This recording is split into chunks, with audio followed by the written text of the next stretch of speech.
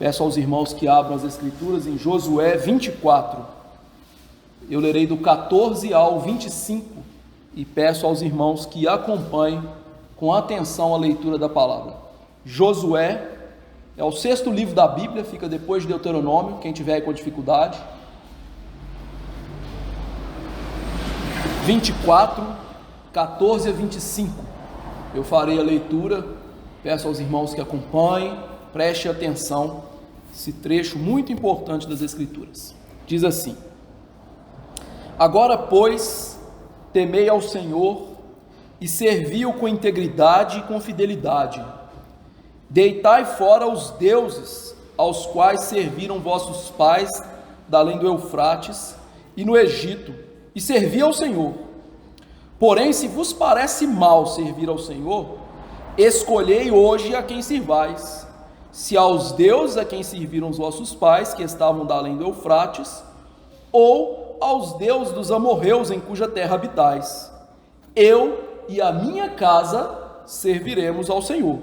Então respondeu o povo e disse: Longe de nós o abandonarmos o Senhor para servirmos a outros deuses, porque o Senhor é o nosso Deus.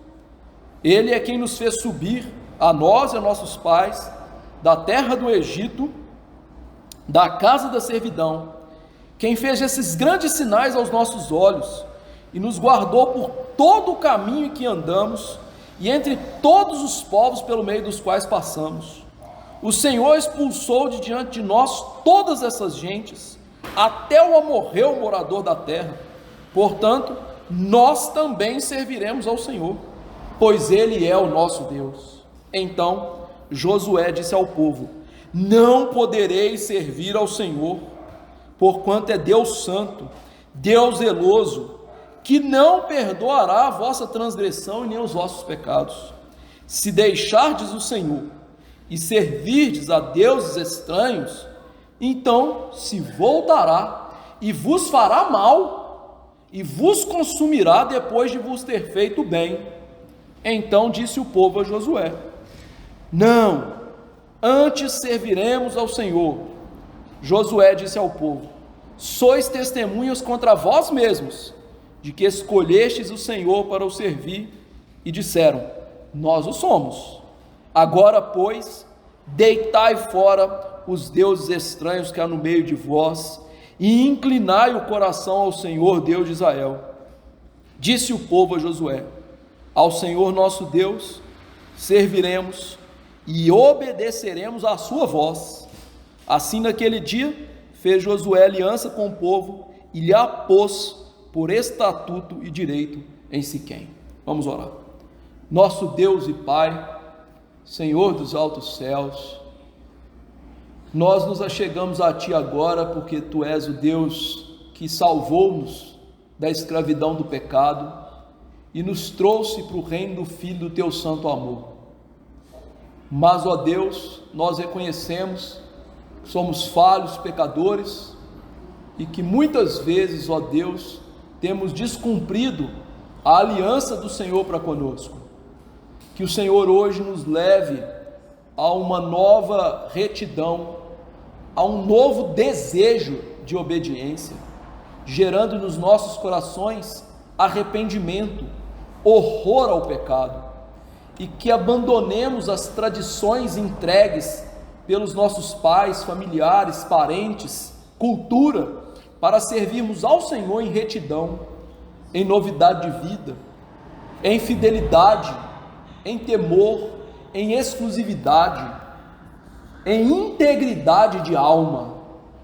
Que o Senhor venha falar aos nossos corações hoje, compungindo os nossos corações, mostrando o nosso erro, mostrando o nosso pecado, mostrando que há perdão em Jesus, mas que Jesus não quer somente perdoar o nosso pecado, Ele também quer nos levar a ser santo, como Tu és santo, ó Deus. Nos ajude, e que esta pregação seja fiel da minha parte, que o ouvir dos meus irmãos seja também em fidelidade da parte deles, para que tudo isso glorifique o Senhor, Rei dos céus e da terra. Para isso, quebre a idolatria do nosso coração. mate o nosso eu, esmague o nosso pecado dentro de nós pela ação santificadora do Teu Espírito Santo. Nós cremos no poder do Teu Espírito, nós cremos no poder que há na Tua Palavra. Ó, salva-nos, Deus da aliança. Em nome de Jesus oramos. Amém. Meus irmãos, o que está acontecendo aqui para que os irmãos entendam bem a pregação de hoje? A história de Josué liderando o povo de Deus começa depois que a geração que foi tirada do Egito, no Êxodo, peregrinou por 40 anos no deserto. Mas aquela geração que andou por 40 anos no deserto, morreu, não entrou na terra prometida. Quando eles estiveram diante de Canaã, com a incumbência de tomar a terra, os espias, que eram 12, tirando 2 deles, Josué, que é este homem aqui, e Caleb, foram infiéis e desanimaram o coração do povo para não entrar na terra prometida em desobediência a Deus. Deus então prometeu, jurou na sua ira, que nenhum daquela geração entraria na terra prometida. Nem Moisés entrou na terra prometida. Todos morreram, menos Josué e Caleb. Agora, 40 anos depois, estes 2 homens, e sob a batuta de Josué, ou seja, a liderança de Josué, entram na terra prometida pela providência de Deus, pelos milagres de Deus, e depois de muitas lutas, começam a conquistar o território que Deus havia prometido 430 anos antes a Abraão. Deus tinha dado a Abraão uma profecia de que o seu povo seria escravo no Egito, sairia e herdaria essa terra dos amorreus, jebuseus, ferezeus, heveus e por aí vai. Aqui nós estamos então no findar dessa história. Josué passou anos e anos liderando esse povo como um capitão, como um general, como um magistrado civil, liderando esse povo também de maneira a que eles confiassem em Deus, mas como todo bom líder da igreja, ele vai morrer. Ele não é insubstituível, indispensável, só Jesus é. Até os apóstolos já estão no céu. E esse homem então, como providência das últimas coisas que ele está para fazer, ele convoca o povo, e do verso 1 ao 13 que nós não lemos, ele faz um cabeçalho da aliança, porque o que ele está fazendo aqui é renovar a aliança com o povo em relação a Deus, o verdadeiro Deus, o Deus que os tirou da terra do Egito. As alianças daquela época, elas eram constituídas do cabeçalho, que era uma narrativa do suzerano, ou seja, quem é o suzerano da aliança e quem são os vassalos da aliança. Do verso 1 ao 13, a gente tem que o suzerano é Deus. Então ele é o suzerano, soberano dessa relação. E os vassalos são os israelitas, que receberam a aliança, receberam as bênçãos de Deus. Então, do 1 ao 13, Josué narra quem é Deus e quem é esse povo. E agora ele vai dispor a aliança, que tem partes como as leis, o que se deve fazer, as ameaças e o juramento do povo para com Deus.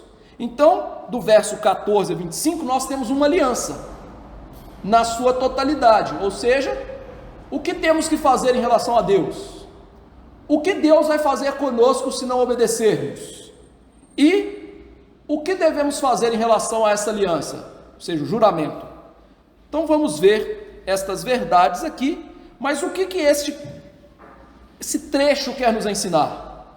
Ele quer nos ensinar que o verdadeiro serviço a Deus envolve deixar os ídolos, ser íntegro, leal e dar exclusividade a Deus. Ou seja, a verdadeira adoração, o verdadeiro serviço a Deus envolve deixar os ídolos, ser íntegro, leal e dar exclusividade a Deus. Então é isso que essa aliança quer ensinar para a gente, a verdadeira religião. Então vejamos estas verdades. Verso 14 e 15, Josué ordena a eles: escolham a Deus ou não, escolham quem vocês vão servir. Diz o verso 14 assim: agora, pois, temei ao Senhor. Então, depois de estabelecer o cabeçalho da aliança, mostrar quem é Deus, mostrar quem é esse povo, e mostrar que Deus é soberano e eles são vassalos, ou seja, eles não têm direito sobre Deus, é Deus quem tem direito sobre eles, a palavra agora, então, aponta para esse contexto legal da aliança.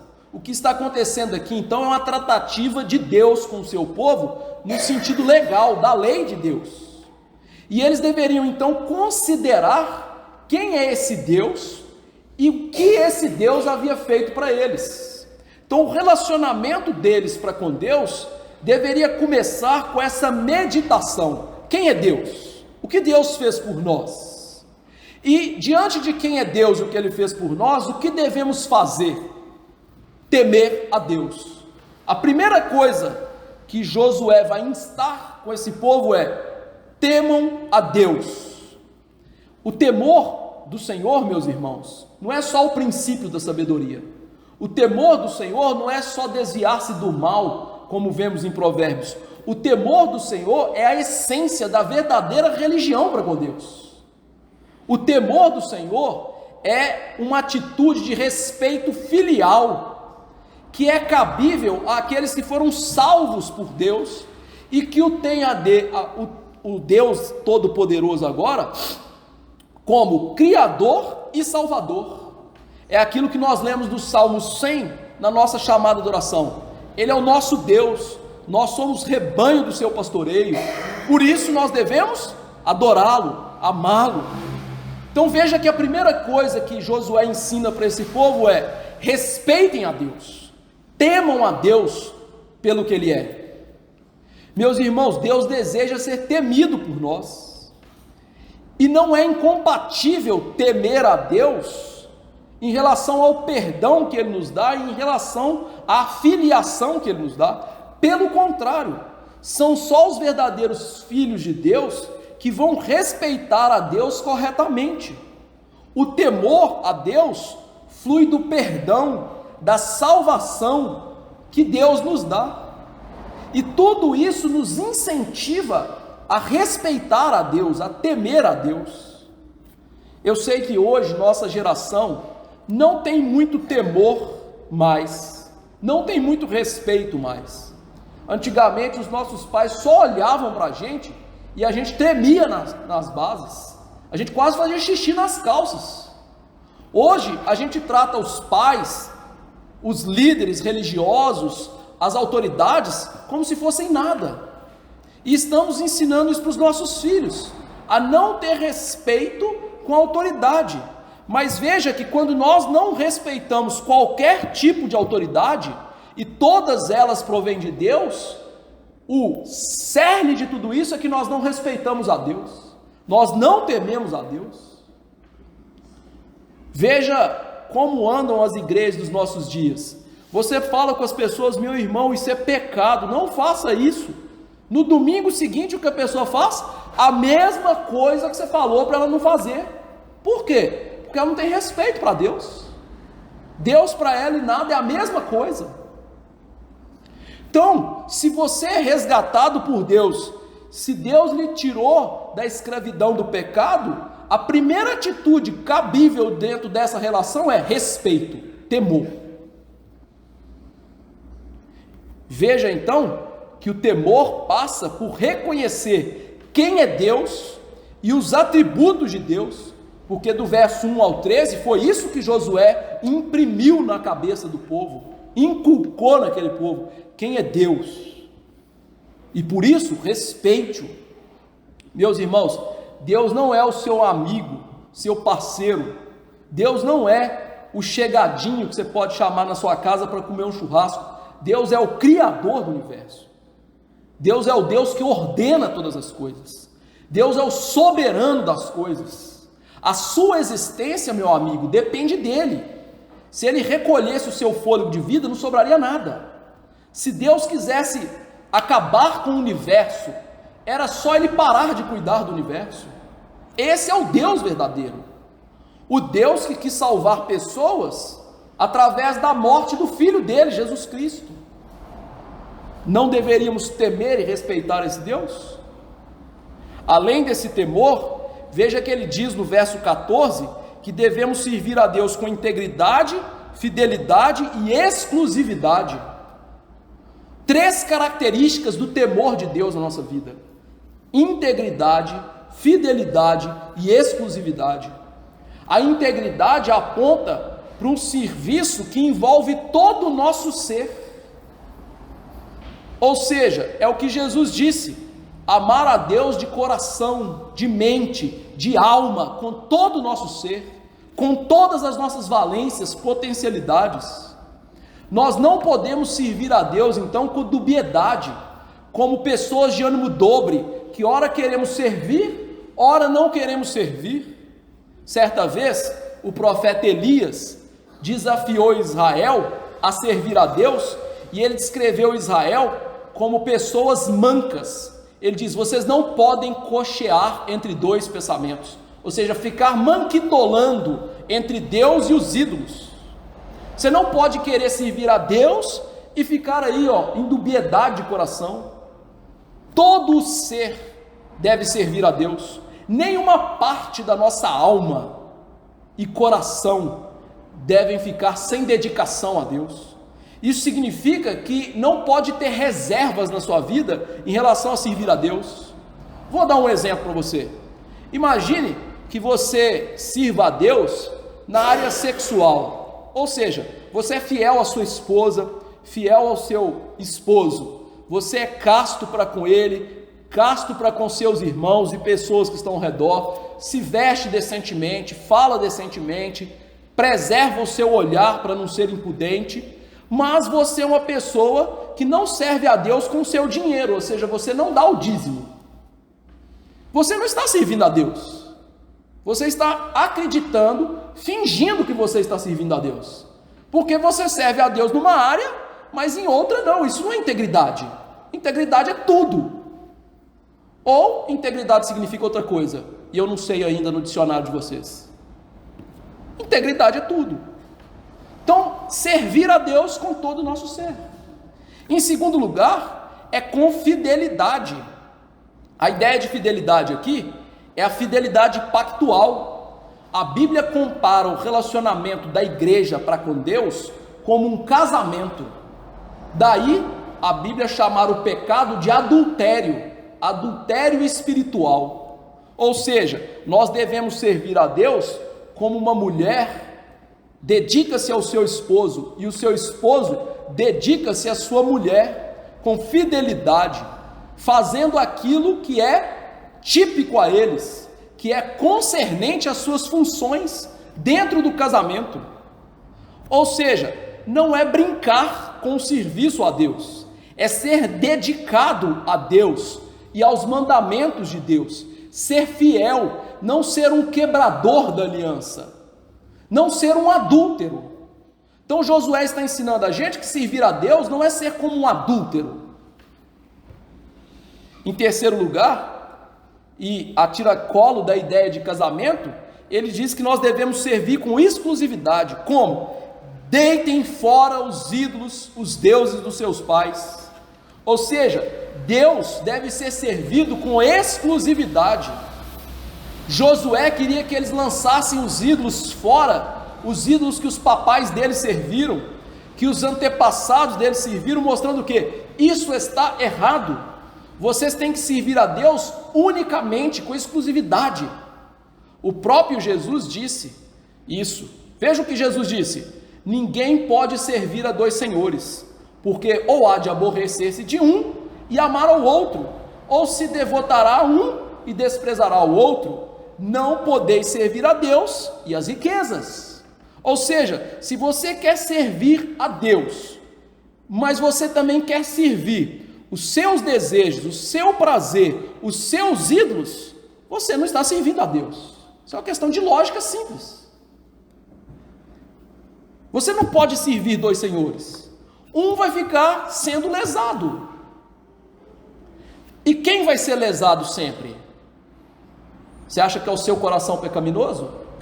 Você acha que é o seu desejo carnal? Deus. Por isso o primeiro mandamento é: não terás outros deuses diante de mim, que literalmente significa não terás outros deuses diante da minha face, porque Deus não suporta ver pessoas querendo servir a Ele e não servir a Ele. É insuportável para Ele. Diante disso, Josué oferece para eles uma oportunidade. Verso 15: se parece mal servir a Deus, sirvam aos outros deuses. Josué propõe a eles essa escolha: quem vocês vão servir? E ele mostra: se vocês estão achando ruim servir ao Deus que dá vida para vocês, ao Deus que deu essa terra para vocês, ao Deus que libertou vocês do Egito, onde vocês eram escravos, se vocês acham ruim servir a esse Deus que salvou vocês, sirvam então os falsos deuses, fiquem à vontade. E veja que essa proposição de Josué aponta para a realidade da escolha e aonde ela reside, no coração. Uma vez que falsos deuses, segundo a Bíblia, não existem de verdade, o que ele está fazendo é escrutinar o coração dessas pessoas, porque é de lá que vêm os falsos deuses. Deixa eu ler para você essas duas realidades da Bíblia. Diz Paulo em 1 Coríntios 8, 4 a 6: sabemos que o ídolo de si mesmo nada é no mundo, e que não há senão um só Deus, porque ainda que há também alguns que se chamem deuses, quer no céu ou sobre a terra, como há muitos deuses e muitos senhores, todavia para nós há um só Deus, o Pai, de quem são todas as coisas e para quem existimos, e um só Senhor, Jesus Cristo, pelo qual são todas as coisas e nós também por Ele. Paulo é muito claro em mostrar o que? Falsos deuses são uma invenção humana, eles não existem de verdade. Então, o que é a idolatria? Um simulacro, uma enganação. De quem? De você mesmo a você, porque sai do seu coração. E aí eu vou usar agora o profeta Ezequiel, para mostrar para vocês essa verdade.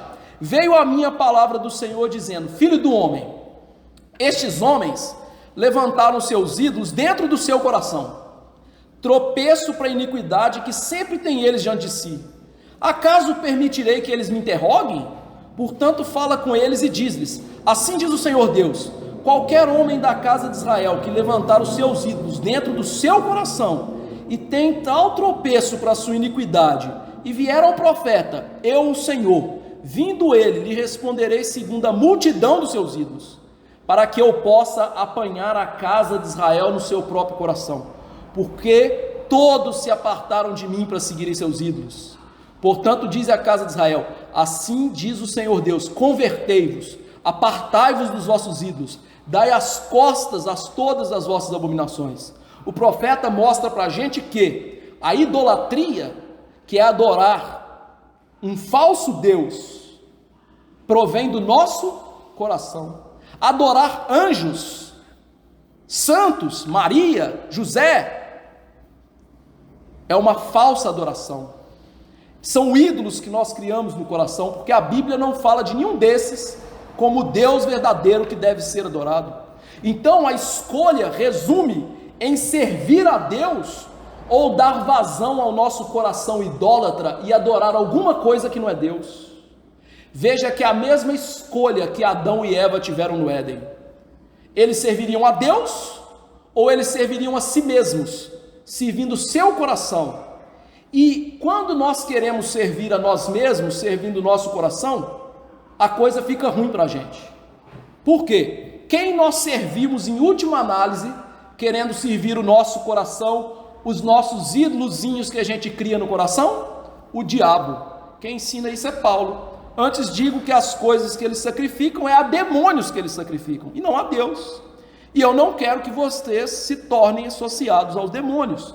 Ou seja, a escolha que o povo tinha lá e a escolha que nós temos aqui de servir a Deus é: ou nós servimos a Deus, ou ao querer servir-nos, colocar as nossas prioridades acima de Deus, nós deixamos de servir a Deus com integridade, fidelidade e exclusividade e servimos a Satanás. Só existem dois tipos de adoração e elas são excludentes.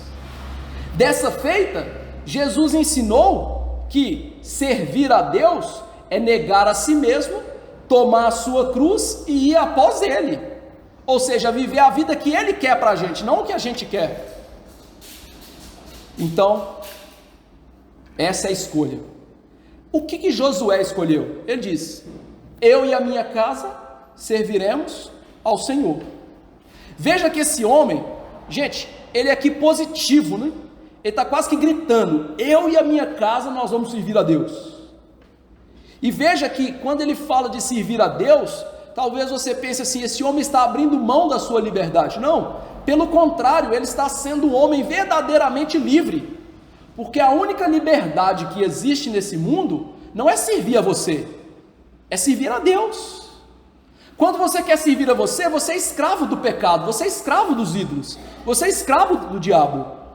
Então esse homem, ele dá um berro de liberdade: eu vou servir a Deus, eu sou um homem livre, Deus me salvou e eu sou livre para servir a Deus. E veja que ele não quer essa liberdade só para ele, ele diz: a minha casa, ou seja, os meus filhos, a minha esposa, os meus servos, todos aqueles que estão debaixo da minha influência, da minha inspeção, do meu olho, eles vão servir a Deus junto comigo. E meus irmãos, Josué era um governante, era um juiz, era um general, e ele se dedicava muito à vida fora do lar, mas ele diz: a minha casa vai servir. Isso não foi desculpa para ele negligenciar a família. Aqueles que são responsáveis por muitas famílias, como os ministros do evangelho e os magistrados civis, eles deveriam ser os primeiros a dar exemplo de servir a sua família. Leia 1 Timóteo 3, 4 e 5, o presbítero tem que ser um bom homem de casa. E aí veja, ele não diz assim: a minha casa vai servir a Deus, mas não eu. Não, ele não ia comprometer a família dele para servir a Deus com algo que ele não estaria disposto. Tem gente que é assim, né? Eu quero o bem para o meu filho, eu quero que o meu filho sirva a Deus, mas eu não quero servir a Deus. Não, é eu e a minha casa. Ele ia se empenhar por ver os seus familiares rumarem para o céu. Ele não ia querer ir para o inferno enquanto eles iriam para o céu. Ele e eles deveriam ir juntos. Não eu sem a minha casa também. Eu e a minha casa. Veja, Josué, ele pode até ser abandonado pelo povo, mas onde a sua autoridade era maior e imediata, ele ia prevalecer. Vou levar minha casa para servir a Deus. Quando você e eu, nós não podemos trazer pessoas além da nossa responsabilidade, que nós estejamos atentos para trazer os nossos para servir a Deus.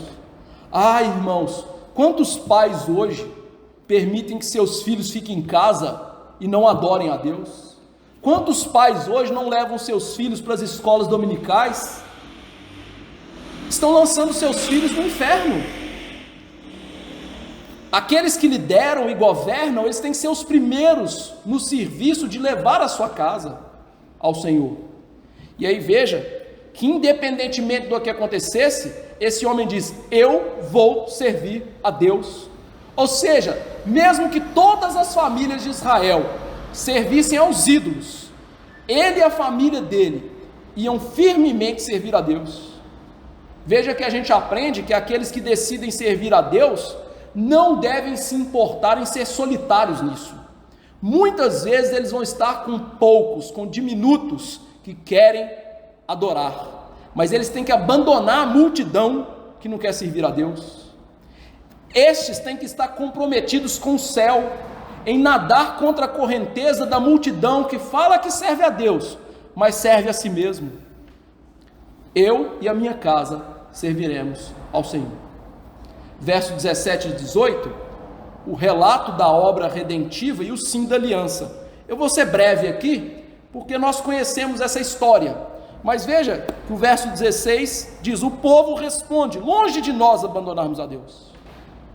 Então, diante do que Josué está falando, esse povo brada: longe de nós, para lá, nós não vamos abandonar a Deus.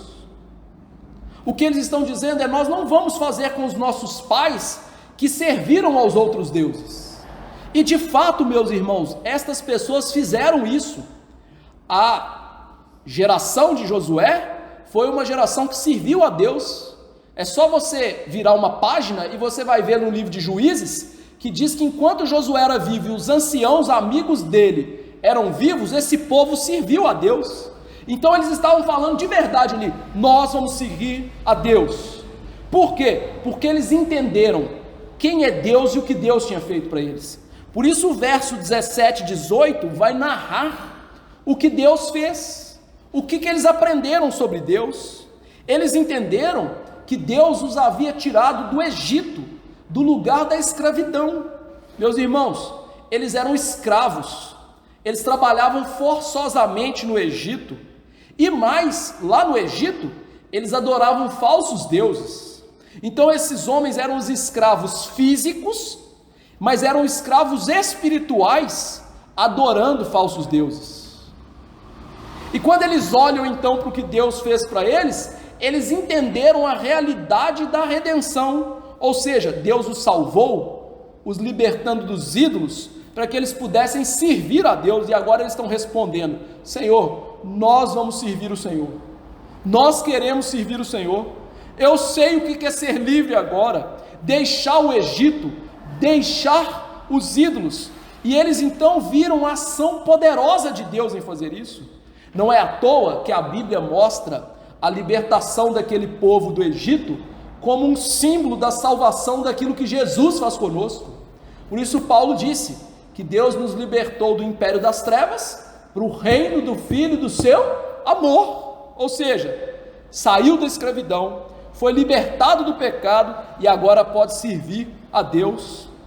Veja então que eles perceberam que esse Deus a quem eles queriam servir era um Deus que fazia sinais. Estas pessoas viram um Deus dando 10 pragas ao Egito.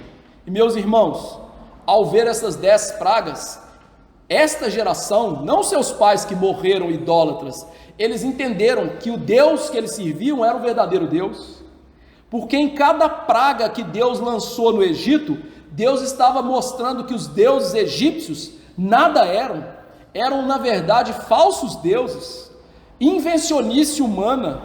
Então eles olham para o passado e percebem o que? Deus destruiu aqueles falsos deuses, Deus foi soberano sobre esses falsos deuses que não eram nada. Então nós temos que servir esse Deus. Esse deveria ser o sentimento do verdadeiro crente, ao olhar para o que Deus fez por meio de Jesus na cruz, ao olhar para o que Deus que fez o universo, que sustenta as coisas, que nos dá comida, a gente deveria falar assim: vou servir esse Deus. Esse Deus é o Deus verdadeiro. E não só Deus tirou eles do Egito, mas sustentou 40 anos no deserto, com água brotando de rocha, caindo pão do céu para eles comerem, o maná, com codornizes que deu carne para eles. E Deus expulsou os inimigos deles, que eram muito mais fortes do que eles. Israel, lá na época de Saul, meus irmãos, ainda lutava com instrumentos agrícolas, ou seja, eles enfrentavam o povo que tinha espadinha com foice na mão. Então todos aqueles povos militares ali, Deus tirou com o poder dele, e eles olham para trás e reconhecem: Deus venceu até o amorreu. E por que citar o amorreu? Porque os amorreus eram gigantes, tinham homens ali de 2 metros e tanto, 3 metros, ou seja, aqueles gigantes que eles tiveram medo, agora pela fidelidade deles, Deus havia destruído, feito pó. Por isso essa geração se atentou às obras de Deus. E a pergunta é: por que Deus fez tudo isso? Porque Deus é fiel à aliança. Deus havia prometido isso a Israel. Então perceba, se Deus é fiel à sua aliança, se Deus salvou só Israel, e se Deus foi íntegro em todas as falas dele com o povo, a nossa adoração é um reflexo do que Deus é conosco. Deus é íntegro, Deus é um Deus exclusivo do seu povo, nós somos um povo de propriedade exclusiva de Deus, a Bíblia diz, e Deus é um Deus fiel, então nós temos que ser para com Ele fiéis, percebeu? Que a adoração é um reflexo, um espelho do que Deus é, e é isso que eles estão dizendo aqui, é isso que eles entenderam aqui. Por isso que a adoração hoje das pessoas sem fidelidade, sem desejo de servir a Deus, é uma balela, é uma bobagem, porque não tem refletido o que Deus é, o amor pactual de Deus. E veja que ao entender isso, eles falam algo brilhante. No verso 18 eles dizem: Deus é o nosso Deus. Por que que isso é brilhante e importante? Qual é a maior promessa da Bíblia? A maior promessa da Bíblia é: eu serei o seu Deus, vocês serão o meu povo, e eu habitarei com vocês. Essa é a maior promessa da Bíblia, ser chamado de princípio Emanuel, que se cumpriu em Jesus, se cumpre em nós pelo Espírito Santo e vai se cumprir no céu, quando nós habitarmos com Jesus para sempre. Mas diante de uma promessa dessa, o que o ser humano deve fazer? Ele deve gritar: eu sirvo ao Senhor, o Senhor é o meu Deus. Lembra que foi isso que Ruth fez? Lembra que Ruth fez isso com Noemi? O teu Deus é o meu Deus, o teu povo é o meu povo. Ou seja, diante da aliança que Deus diz: eu vou ser o seu Deus, vocês serão o meu povo, e eu vou morar com vocês, a gente tem que responder: o Senhor é o nosso Deus, o Deus de Abraão, Isaque e Jacó, o Deus da Bíblia, Pai, Filho e Espírito, é o nosso Deus. O que eles entenderam é que Deus os gerou de novo, que Deus os deu vida espiritual para que eles pudessem responder com fé à aliança: o Senhor é o nosso Deus, não existe outro Deus, não existe outro tipo de vida, a vida que existe verdadeira é servir o Senhor, e nós vamos fazer isso. O Senhor é o nosso Deus, não há outro. Daí um dos textos mais emblemáticos da Escritura, né?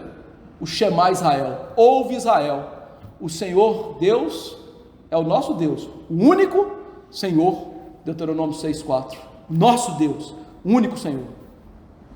Do verso 19 ao 24, nós temos agora o que as alianças têm, o juramento que eles vão fazer, mas as ameaças da aliança.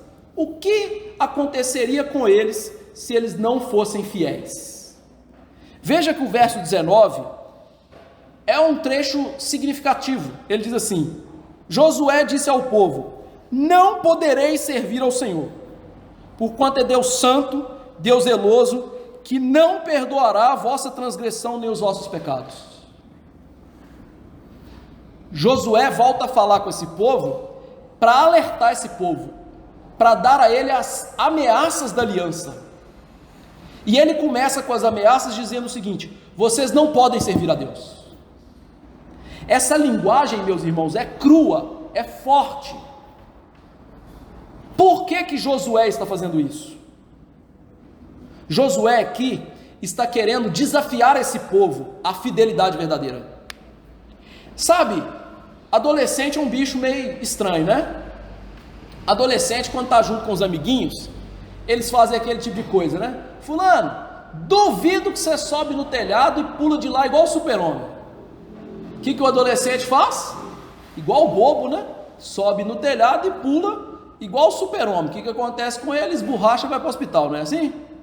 Pois é, Josué, como um líder fiel, ele não faz um desafio desonesto como o adolescente. Ele não fala duvido. Ele fez o quê? Ele desafiou esse povo a uma fidelidade genuína, verdadeira. A sua atitude aqui é: quero ver vocês servirem a Deus. Sirvam a Deus de verdade. E veja que esta atitude desafiadora dele está baseada na realidade do serviço a Deus. Em que sentido?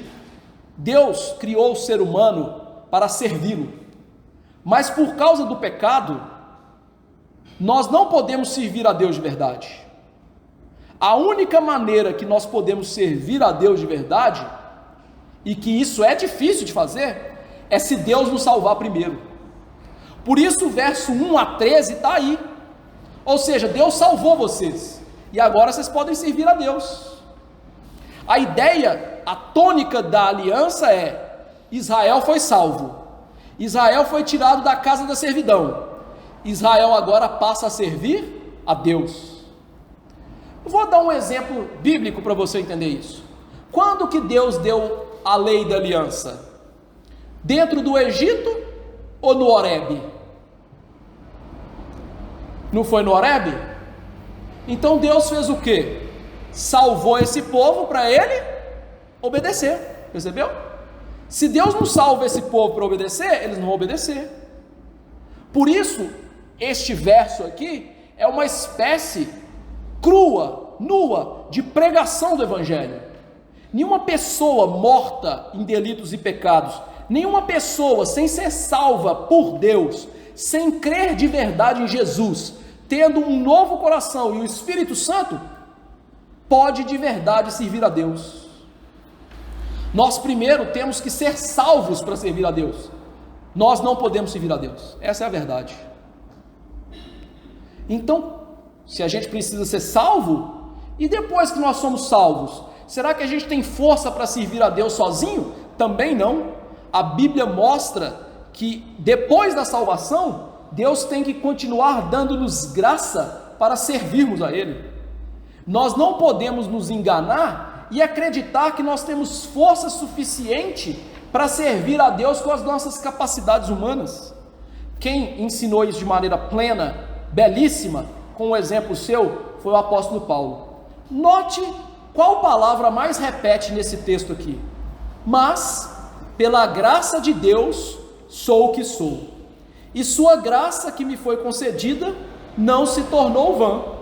Antes trabalhei mais do que todos eles, todavia não eu, mas a graça de Deus comigo. Qual a palavra que mais apareceu aqui? Graça. Ou seja, Paulo entendeu: como é que eu fui salvo? Graça. Como é que eu vivo hoje? Graça. Como é que eu trabalho hoje mais do que todos os apóstolos? E ele trabalhou mais do que todos os apóstolos. Graça. Então, como que eu posso servir a Deus? Graça. Favor imerecido de Deus para nós. Em terceiro lugar, por que nós não podemos servir a Deus? Porque Deus é santo. Ser santo significa que Deus não tem imperfeições, que Deus é separado de todas as pessoas, diferente de todas as criaturas. E aí eu quero lhe dizer uma coisa: ainda que sejamos salvos, como Israel estava salvo ali para servir a Deus, mesmo assim nós somos pecadores e imperfeitos.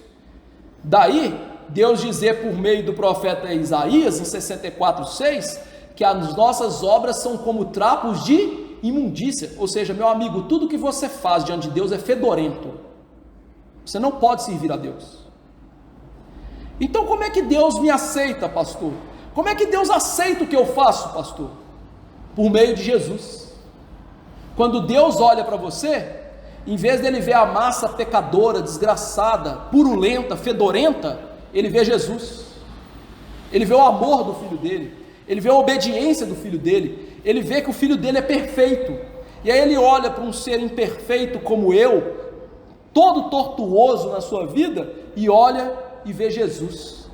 E aí ele aceita o meu serviço por causa de Jesus, aceita o meu amor por causa de Jesus, aceita quem eu sou por causa de Jesus, porque nesta vida jamais seremos perfeitos, somente na glória eterna, e mesmo lá, dependeremos da graça, da benevolência de Deus para existir e viver e fazer alguma coisa, serviremos de maneira perfeita. Vocês não podem servir a Deus, vocês não são santos. Além disso, ele diz que Deus é zeloso. Sabe o que significa zeloso? Ciumento. Só que ciúme aqui, gente, não é aquele ciúme idiota de marido e mulher, não, sabe? Tem marido que não pode ver a mulher conversando com alguém, que fica lá pelecando por dentro. Já pensa assim: minha mulher está pegando o telefone do cara para me trair, vai para o motel com ele, igual idiota. Não, ciúme de Deus não é um negócio desprovido de razão. O ciúme de Deus aponta pelo cuidado que Deus tem com o seu nome, com a sua aliança, com quem Ele é, com os seus mandamentos. Então, Deus é um Deus ciumento, porque Ele não pode compactuar com o pecado, com você vivendo para Ele, mas também querendo viver para os outros deuses.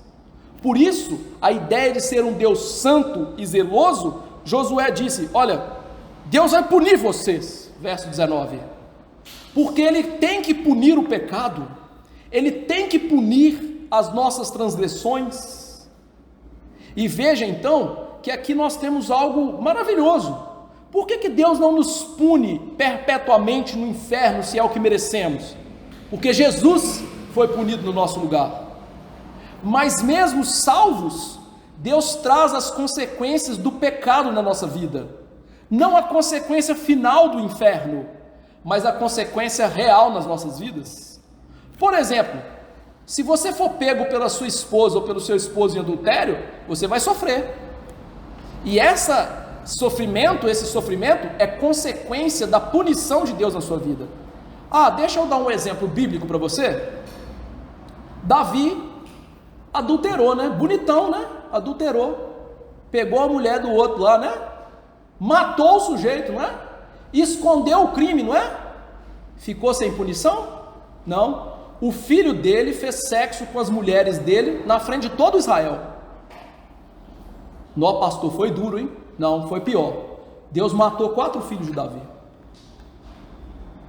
Davi era perdoado? Era. Davi era salvo? Era. Mas Deus deixou barato o pecado? De jeito nenhum. O que Josué está mostrando se vocês não servirem a Deus com integridade, Deus vai trazer as maldições da aliança na vida de vocês. E veja que isso está ligado com o quê? Com o pecado de servir outros deuses.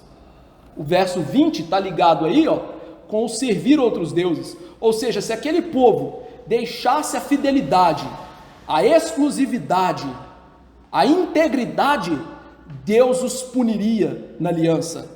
Meus irmãos, graças a Deus esse povo aqui dessa geração não fez isso, mas os seus filhos e os seus netos fizeram. Sabe o que aconteceu com os filhos e netos dessas pessoas? Eu vou dar só um exemplozinho rápido. Eles tiveram que comer suas fezes, beber sua urina, comer os seus filhos, verem suas mulheres estupradas e foram levados para o exílio arrastados. Por quê? Porque Deus disse para eles: eu vou fazer isso. E o que eles fizeram? Temeram a Deus? Não. Acreditaram em Deus? Não. Então a gente aprende o quê? Que servir a Deus é algo muito sério. Sabe por quê? Deus não é um pai humano dos nossos dias. O pai humano dos nossos dias hoje é o pai bonachão. O filho bate nele, xinga ele, grita com ele. Só falta passar cocô na cara dele, ele não faz nada. Deus não é assim. Deus não pode compactuar com o pecado. Deus pune pecado. E isso é bom para a gente, porque Deus quer nos ver santos, humildes, zelosos para com Ele. Então Deus jamais vai tolerar a nossa rebelião para com Ele, sem deixar de nos visitar com as consequências. Jamais. Agora, se Deus não fizer isso com você, eu vou te falar, você não é filho dele. Porque Hebreus diz que Deus disciplina todos os filhos que Ele ama. Se você não está tomando chicotada de Deus nos seus pecados, a gente está vivendo em pecado, as coisas estão indo bem. Se eu fosse você, eu parava, chorava, pedia a Deus perdão, pedia para Ele te salvar, porque você não é filho de Deus. Não sou eu que estou falando isso, é a Bíblia que está falando isso. Sou eu não. Diante de coisas tão graves, né? O que esse povo faz? Verso 21. Nós vamos servir a Deus. Depois de ouvir uma coisa dessa, né? Só se uma pessoa for realmente salvo, né? Para falar de coração, vamos servir a Deus. Então eles disseram o quê? Olha, nós estamos resolutos em servir a Deus. Nós temos disposição de alma de servir a Deus. Veja então que Deus brotou neles uma santa disposição aceitável de servir com esforço voluntário. Meus irmãos, como eu disse, servir a Deus depende de graça. Mas Paulo não ficou parado com a graça de Deus, né? Paulo foi viajar para pregar o evangelho. Ou seja, servir a Deus, mesmo que contemos com a sua graça, nós devemos nos esforçar. A graça de Deus em nossa vida, ela se torna notória através do serviço dedicado a Deus. Vou frisar uma coisa: nós não cremos em salvação pelas obras, mas também nós não cremos em salvação sem obras, ou seja, sem uma vida santa e dedicada a Deus. Quem disse isso? O próprio irmão de Jesus. Tiago diz assim: assim também a fé, se não tiver obras, está morta. Está morta. Ou seja, ninguém é salvo pelo que ele faz. Nós somos salvos pelo que Jesus fez. Mas se Jesus nos salvou, nós obedecemos. Nós praticamos o que Jesus disse. E veja que esse povo foi mais audaz. Eles juraram: sois testemunhas contra vós mesmos. Ou seja, o que eles fizeram não foi só simplesmente assim: nós vamos servir a Deus, tá? Eles estavam dizendo assim: nós juramos servir a Deus. Josué fez com que aquele povo jurasse diante de Deus. E ele mostrou que não só ele, mas eles mesmos seriam testemunhas contra eles acerca do compromisso formal que eles fizeram de servir a Deus. Meus irmãos, juramentos na Bíblia são sérios. A Bíblia ensina a gente não a jurar por qualquer coisa. Por isso que Jesus disse: não jurem pelo céu, por ter a sede do trono de Deus. Não jurem pela terra, por ser o estrado dos seus pés. Não jurem pelo templo. Não jurem pelo qualquer coisa, pelo altar. Não jurem por essas coisas. O sim de vocês deve ser sim, e o não, não. Mas a Bíblia ensina a gente a jurar. E quando a gente jura por Deus. Tanto que antigamente, né, quando o Estado entendia que o Estado provém de Deus, que a autoridade provém de Deus, e que essa bobagem de Estado laico é só imbecilidade, né? O povo ia prestar juramento nos tribunais e fazia o quê? Punha a mão na Bíblia e dizia: juro solenemente falar a verdade, somente a verdade, em nome de Deus. Percebeu? Porque eles entendiam que juramentos são feitos somente por Deus e em coisas seríssimas. Há uma solenidade no juramento, porque todas as vezes que juramos, nós tomamos Deus como nossa testemunha. Por isso que a gente não jura por qualquer coisa, né? O pai vira para o filho: filho, você que quebrou o vaso? Não, eu juro. Não, o seu sim tem que ser sim, o não, não. Juramento nós fazemos em situações específicas, como numa aliança para com Deus. Por isso que quando você vem à frente professar sua fé e batizar seus filhos, você faz o quê? Jura. Quando você vai se casar, você faz o quê? Jura. Ou seja, você está chamando Deus: ó, Senhor, venha ser a minha testemunha de que isso aqui para mim é sério e eu vou fazer isso. Nós declaramos com juramento coisas seríssimas. Não é juro por qualquer coisa. E veja que juramento na Bíblia, então, não é igual juramento de criança, né? Fazendo figuinha, né? Cruza os dedos e fala assim: eu juro, mentindo. Ora, isso é loucura. Por que isso é loucura? Porque o terceiro mandamento diz Deus assim: não tomarás o santo nome do Senhor teu Deus, porque ele não terá por inocente quem tomar o seu nome em vão. O que eles estão fazendo aqui é algo seríssimo. Juramento. E aí veja, meus irmãos, como a igreja dos nossos dias deixou de ser inocente, né? Porque as pessoas vêm aqui na frente e falam assim: olha, eu juro que eu vou vir na igreja, e vem? Não vem. Eu juro que eu vou dar o dízimo e sustentar essa igreja, dá? Não dá. Eu juro que eu vou ensinar meu filho a ler e escrever, vou criar ele no caminho do Senhor, vou trazer ele na igreja, vou insistir com ele, orar com ele, ler com ele. Faz? Não faz. Não terei por inocente. Vai se lascar, e está se lascando. E aí, qual é a base dessa firmeza? É o coração. Por isso no verso 23, ele fala assim, mandem embora os deuses e inclinem o coração ao Senhor. Josué mais uma vez aponta para a idolatria. Deixem a idolatria. E aí veja, lancem fora os deuses dos papais de vocês.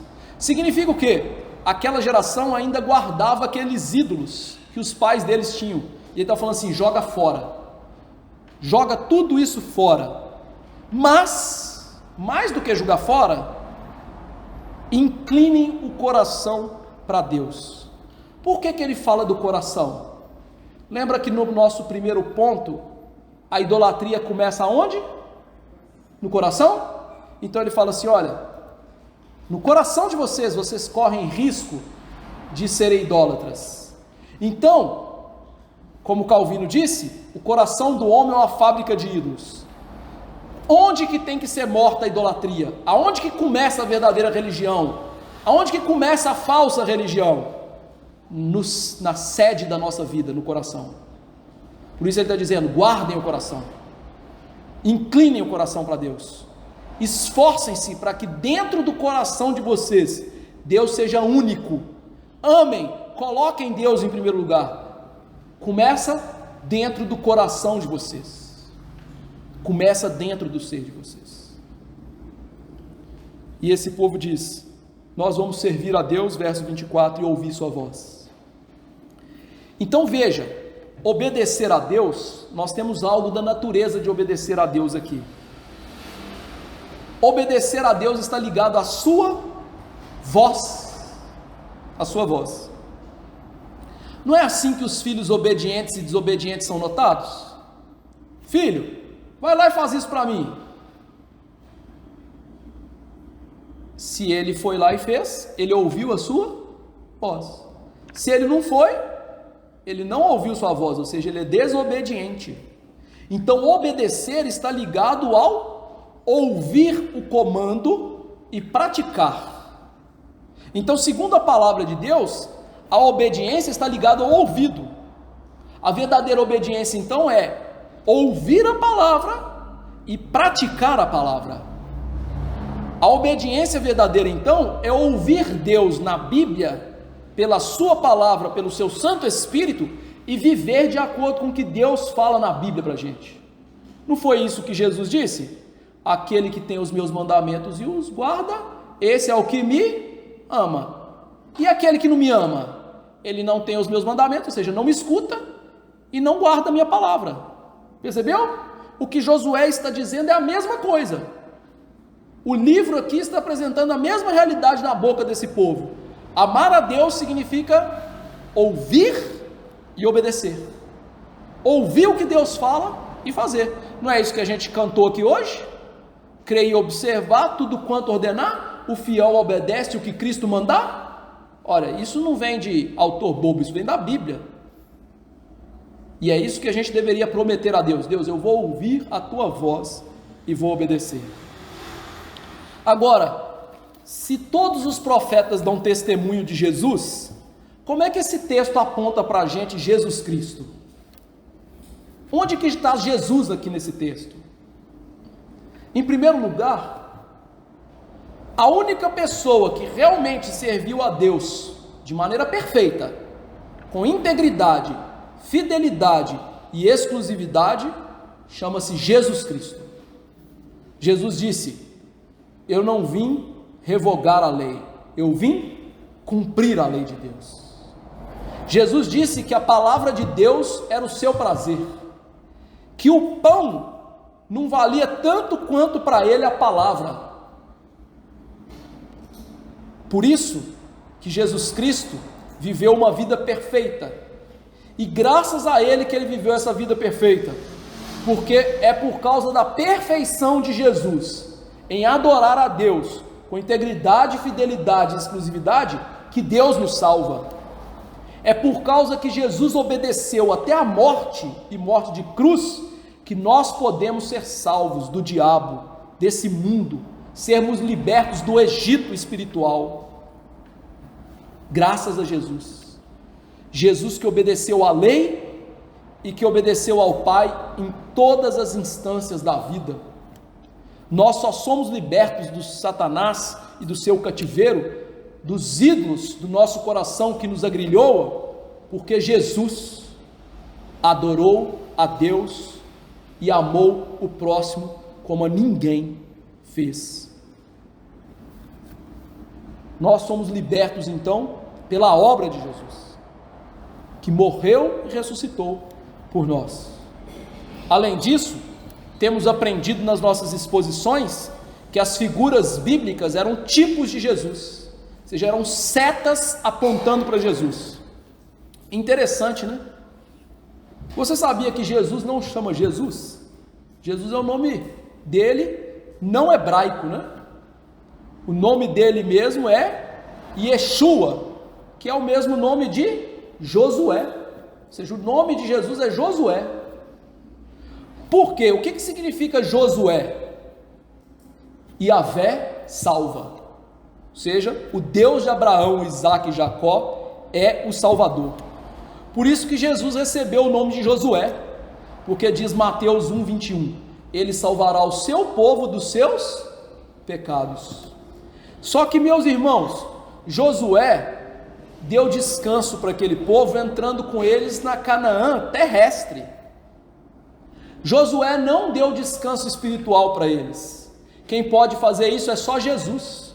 Por isso Jesus disse: vinde a mim todos os que estáis, e eu vos aliviarei. O verdadeiro descanso é Jesus. E Jesus dá descanso do pecado, mas Jesus vai fazer mais. Jesus vai nos levar para Canaã celeste, novo céu e nova terra, ou seja, descanso para sempre com Ele, do pecado, do sofrimento, das nossas idolatrias, das nossas agruras. Jesus é o maior, melhor e verdadeiro Yahvé que salva, Josué. Como viver esse texto? Em resposta a isso, devemos servir a Deus com integridade, todo o nosso ser, sem reservas, fidelidade e exclusividade. Deus, por meio do seu Filho, é o noivo da igreja. Devemos ser fiéis e exclusivos a Ele. Devemos jurar servir a Deus como único Deus e viver isso todos os dias, deixando os ídolos no nosso coração, consagrando toda a vida a Deus. Para que você trabalha? Ah, pastor, para ganhar dinheiro. Não, você trabalha para Deus, meu filho. Para que você se recreia? Ah, pastor, para ter alegria no coração. Não, meu filho, para Deus, para a glória de Deus.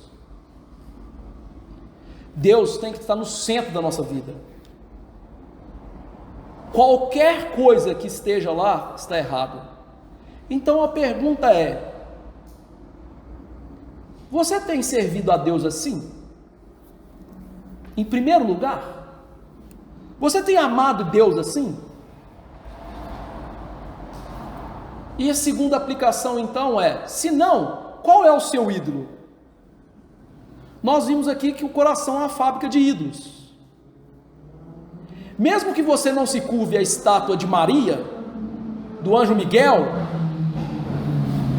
talvez você esteja servindo um falso Deus no seu coração. Como que eu sirvo um falso Deus no meu coração? Amando qualquer coisa mais do que Deus. Qualquer coisa. Jesus disse o seguinte: aquele que ama seu pai ou sua mãe mais do que a mim, não é digno de mim. Foi Jesus quem disse isso. Por isso, é necessário que você examine o seu coração, irmão, e o seu procedimento todos os seus dias. Cheque à luz da palavra de Deus. Estou servindo a Deus ou aos deuses do meu coração?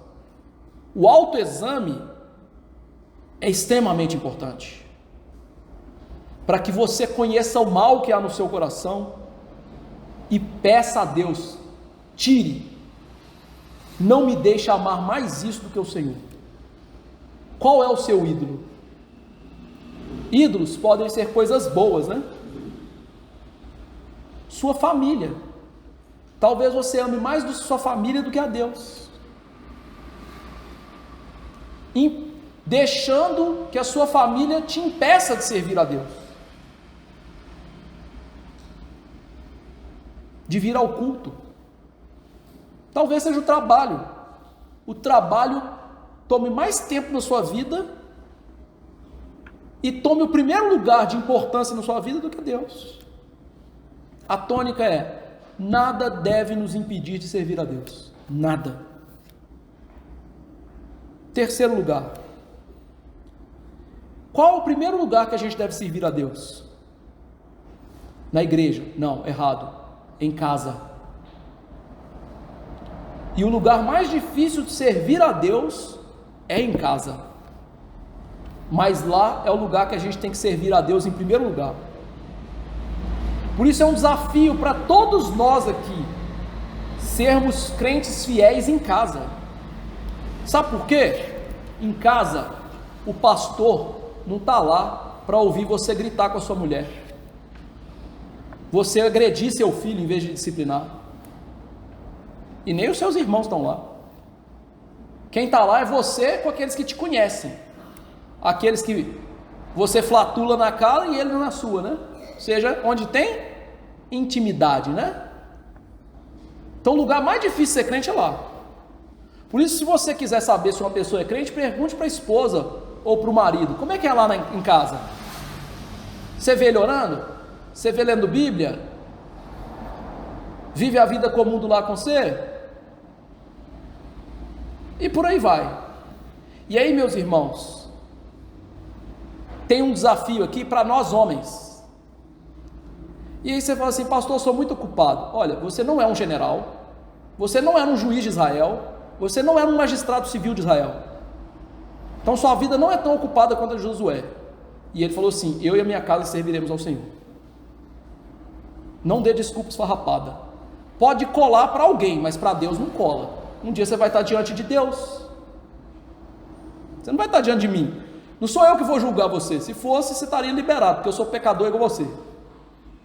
Então, homens, mesmo que vocês vivem uma vida corrida, eu pergunto: vocês estão fazendo culto doméstico na casa de vocês com suas esposas? Vocês estão lendo Bíblia com os seus filhos? Ensinando eles a ler e as artes, não para serem, né? Meu filho é um gênio, e daí se ele vai para o inferno? Einstein também era um gênio e foi para o inferno. Estou querendo saber se você está ensinando seu filho a ser crente. Porque ele pode ser um burro e entrar no céu, mas se ele for um gênio e for para o inferno, o problema é seu. Foi você que fez isso. Você está fazendo isso? Você ora com a sua esposa? Você tem um momento de orar com a sua esposa e ler Bíblia com ela? Você traz sua família para a igreja? Sua esposa está lá assim: mas eu não vou em casa, não vai na igreja não. Vai o quê, mulher? Pode levantar e ir para a igreja. Vocês têm feito isso? Então eu acho que vocês estão servindo um Deus errado. Quarta aplicação: você tem medo de servir a Deus quando isso faz com que as pessoas ao seu redor te critiquem ou te deixem? Eu sei, é um grande desafio, mas não deixe seus amigos ou qualquer pessoa lhe impedir de servir a Deus. Josué estava disposto a servir a Deus sozinho, mesmo que todos abandonassem. Ele disse: eu vou servir a Deus. Ele não se importava com a opinião das pessoas, ele não importava com a tradição que eles tinham de adorar falsos deuses. E aí veja uma coisa, né? Isso aqui é um chamado, por exemplo, às pessoas que aprenderam a servir a Deus falsamente, como católicos e outras religiões que não são bíblicas. Eu não deixo o catolicismo porque o papai era católico. Problema do seu pai se ele era católico. Você tem que responder com fidelidade. Deixa essa praga rápido para você não ir para o inferno. Ah, minha avó era devota do São Genaro. O problema é dela. Você não pode ser. Porque a pessoa mais importante que nós vamos prestar conta é Jesus, meu amigo. E um dia você vai estar diante de Jesus e Jesus fala assim: por que você não me serviu? Ah, porque papai servia Maria. Parabéns. Pode ir para o inferno com seu pai. Abraça ele lá. Eu vou servir a Deus, disse Josué. Diga o mesmo. Não deixe que as pessoas te impeçam. Tá vendo fulano? Ah, antes ele era do golo com a gente, era da confusão com a gente, agora está na igreja. Graças a Deus por isso. Quinta aplicação e penúltima: use sua influência para levar outras pessoas a Jesus. Josué usou a influência dele para levar a família dele e uma geração a servir a Deus. Faça também você, em primeiro lugar, na sua casa, e lá ensine o verdadeiro evangelho para as pessoas que não são crentes dentro da sua casa. Faça o mesmo, sirva a Deus lá e use a sua influência levando essas pessoas a servirem a Jesus junto com você. Mas não para na sua casa. Talvez você é um professor, então você tem ascendência sobre seus alunos. Ensine eles a servir a Deus. Talvez você é um gerente de um lugar. Use a sua influência para levar essas pessoas a servir a Deus. Talvez você é a pessoa mais querida do bairro. Então, como a pessoa mais querida do bairro, pregue o evangelho para as pessoas e leve elas a servir a Deus. Eu sei, gente, você não converte o coração de ninguém, mas use a influência, os círculos que você está, para servir a Deus e mostrar que servir a Deus é o melhor que a gente pode fazer. E, em último lugar, esse texto apresentou Deus como Deus que faz maravilhas, mas apresentou Deus como Deus santo também. Por isso, todos aqueles que servem a Deus devem querer ser santos. Como ser santo? Mate o pecado no seu coração. Sufoque o pecado no seu coração. Porque o pecado é algo extremamente ofensivo a Deus. É tão ofensivo a Deus que ele teve que dar o filho dele para morrer pelo seu pecado. Mas não tente lutar contra o seu pecado com as suas forças. Lute com a força do Espírito Santo. Por isso, esvazie-se de si mesmo e encha do Espírito. Odeie o pecado e ame as coisas do Espírito. Como fazer isso? Por meio da leitura, meditação e da pregação da palavra. Por meio dos sacramentos que nós nos alimentamos de Jesus. Por meio da oração constante. Por isso, nunca abandone a prática dos meios de graça. Todos os dias use esses meios de graça, mas abandone a prática, porque você jamais vai abandonar o pecado completamente nessa vida. A prática de todo e qualquer pecado. Purifique o seu coração em Jesus, porque só os retos de coração, só os puros de coração verão a Deus. E que Deus nos ajude a no coração hoje falar como Josué: eu e minha casa vamos servir a Jesus. Vamos nos colocar de pé e orar.